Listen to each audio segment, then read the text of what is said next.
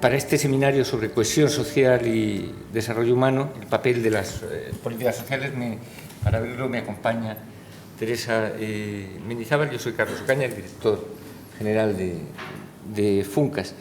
Este es el segundo año que hacemos un seminario en colaboración con el Club de Roma.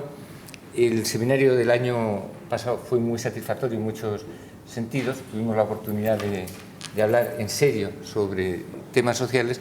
Nos quedamos muy contentos y por eso hemos decidido repetir y volver a dedicar una mañana a pensar en serio sobre esos temas de cohesión social y desarrollo humano que lamentablemente se están poniendo de moda en España. Vuelven a ser un tema de debate amplio, de debate no solo entre los expertos, sino de debate en la sociedad. Esta sesión me parece de gran importancia y de gran pertinencia, porque en este momento hablar de cohesión social y desarrollo humano, cuando nos encontramos en países desarrollados y concretamente en nuestro propio país con un problema de una fractura de la cohesión social, en donde nos encontramos, donde ha habido una clase media que ha sido golpeada brutalmente por la crisis y donde se ha desplomado mucha parte de esa clase social, y la parte que permanece, diríamos, llamando clase media, se está sufriendo en estos momentos el golpe de la crisis. Pues creo que hablar de cohesión social y desarrollo humano y de las políticas, qué es lo que se puede hacer para ver cómo vamos a encauzar, cómo podemos solucionar esto, porque si no hay, en unas sociedades en donde no hay ni justicia ni igualdad, ¿cómo vamos a hablar de desarrollo humano? Si realmente, ¿cuál es el final de esta crisis? Pues que hay un grupo, diríamos, de gente con mucho más dinero de lo que antes tenían de la crisis y los demás todos en peor situación. Tres datos que obviamente me llevan a pensar que algo está ocurriendo. Y lo dice alguien que no es, bueno, de hecho forma parte casi de los países que no son más defensores de las políticas económicas actuales. Es la OCDE, que también nos dice que tenemos que ser más duros constante y continuamente. La brecha social en España aumenta, como dice aquí, el dato español comparado con otros países, bueno, Chile está en el otro lado, pues es notable. Quiero decir que, y no lo está diciendo nadie que sea sospechoso de estar introduciendo ningún elemento, llamémosle, sesgado. Y otra, se habla de recuperación, pero sin embargo, también recientemente se dice el ajuste del gasto público frena la recuperación al cierre de 2013. Entonces, bueno, pues yo encuentro en esto ciertas contradicciones que para un investigador y un científico y que aplica el método científico son datos que no puede entender cómo se acomodan los discursos, tratando de que fundamentalmente se cree optimismo, que no viene mal, pero que también desde la ciencia seria no se puede discutir o cuestionar los datos. Ya lo habíamos visto antes, pero en este caso lo dice el Fondo Monetario Internacional. Tampoco debe ser muy sospechoso de ningún sesgo ideológico cuando estos señores son estos que llaman uno de los tres de la troika. Si esto es así, pues obviamente quiere decir que algún problema tenemos.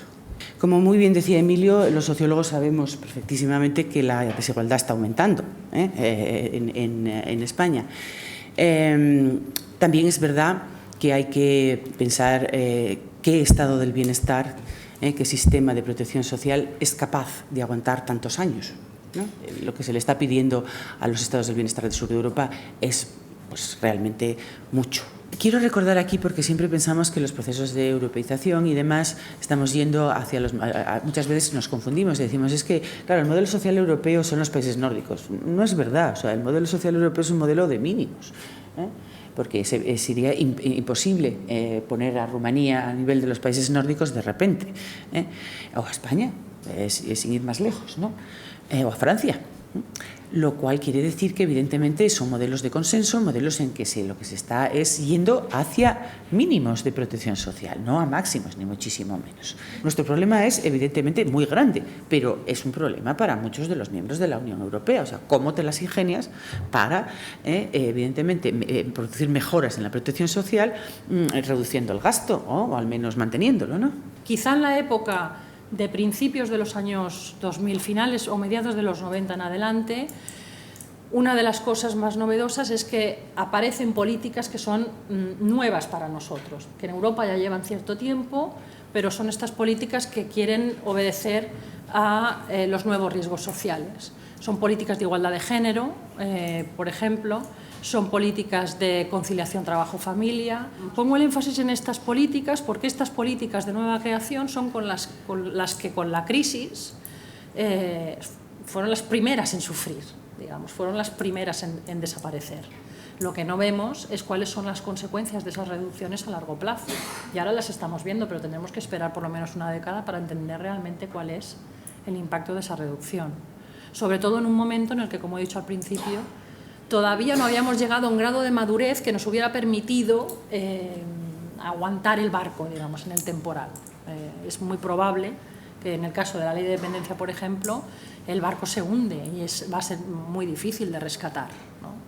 El gran problema es la crisis, la gran crisis que hay en términos de valores éticos y morales, no en ellos que se proclaman, por todas partes los proclamamos, sino en la incoherencia entre eso que proclamamos desde diversas creencias o visiones políticas y de futuro de la humanidad, la incoherencia entre lo que proclamamos y lo que hacemos. Esa es la crisis de la humanidad. Y vamos a ver si desde la familia, desde el servicio para la familia y la infancia, que son los futuros, el futuro de la humanidad, resolvemos las otras crisis, porque la crisis económica, social y de otros tipos, tantas que hablamos y hemos estudiado a fondo en el Club de Roma y debatimos a fondo, está ahí.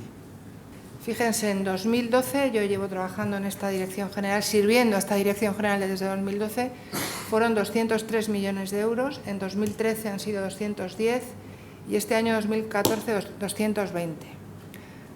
Si casi todos los presupuestos de las administraciones, de las empresas, de las organizaciones van bajando, este es de los pocos que sube, y sube porque hay más gente que pone la X en la declaración de la renta, y probablemente porque gracias a campañas como las que hacen las organizaciones, pues se explica para qué sirve esto. Y esto sirve para programas en ámbitos como todos esos colectivos que antes he mencionado, personas con drogodependencias, mayores, personas en exclusión, infancia, familia, gitanos, personas con discapacidad, etcétera, ¿no?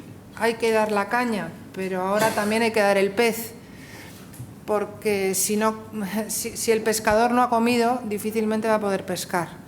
Entonces, en este momento,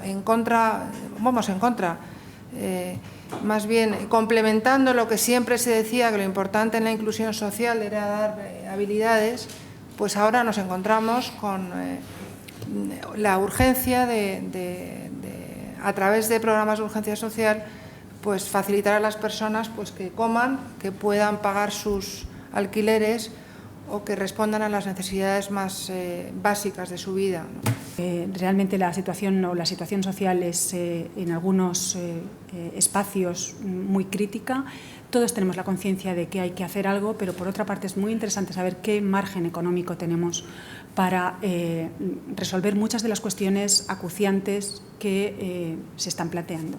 El poder político en una democracia, bueno, si no el poder político, el derecho de voto de los ciudadanos en una democracia está distribuido igualitariamente, mucho más igualitariamente, por supuesto, que la riqueza o que la renta. Y por lo tanto, los procesos electorales inducirían a los electores a buscar medidas redistributivas para corregir esa desigualdad, tanto más intensas cuanto mayor sea la desigualdad. Y todas esas políticas redistributivas, viene a decirse, distorsionan la asignación de recursos porque fundamentalmente hay impuestos.